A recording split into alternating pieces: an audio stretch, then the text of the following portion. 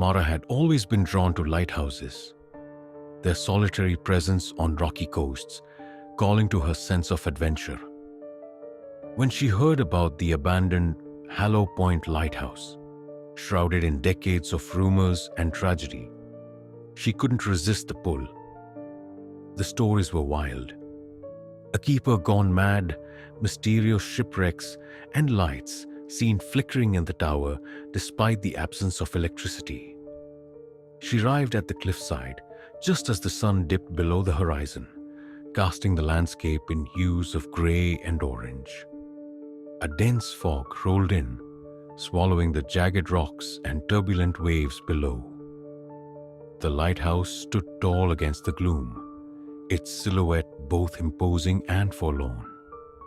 Armed with a flashlight and a notebook, Mara climbed the creaking wooden steps to the door. It was ajar, swaying slightly in the breeze. She pushed it open, the hinges groaning like a wounded animal. The interior was as eerie as she'd imagined. Dust-coated furniture, overturned chairs, and remnants of old equipment littered the floor. The air smelled of salt and decay. Mara's flashlight beam swept across the room, landing on a journal resting on a desk. Its cover was cracked leather, and the pages were yellowed with age.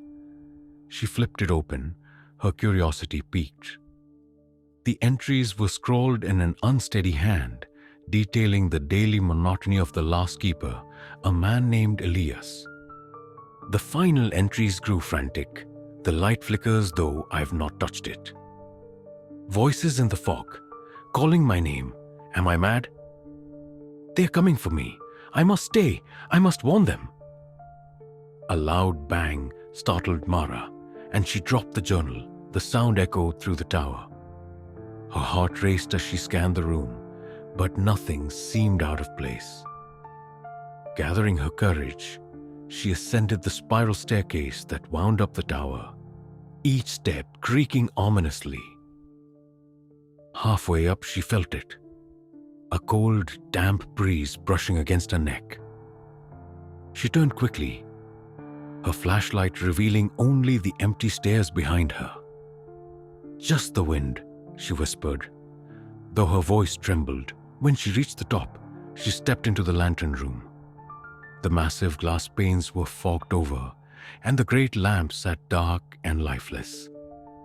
Yet, the room was unnaturally cold, and her breath puffed out in white clouds. As she examined the room, a faint glow began to emanate from the lamp. It flickered to life, casting beams of light into the foggy night. Mara froze. The light shouldn't work. The power to the lighthouse had been cut off decades ago. She peered into the fog outside. Shapes moved within it, figures, indistinct and shifting. The voices began then, low and mournful, rising and falling like the tide. "Turn back. Save yourself. Stay with us." Mara stumbled backward, her flashlight clattering to the floor. The figures grew clearer. Sailors with hollow eyes and faces twisted in anguish. Their hands pressed against the glass, leaving streaks of fogged condensation. "Elias," one rasped, "you must keep the light." "I'm not Elias," Mara screamed, backing against the wall. The lamp's glow intensified, its beam spinning faster, illuminating the ghost that surrounded the tower. Then she saw him.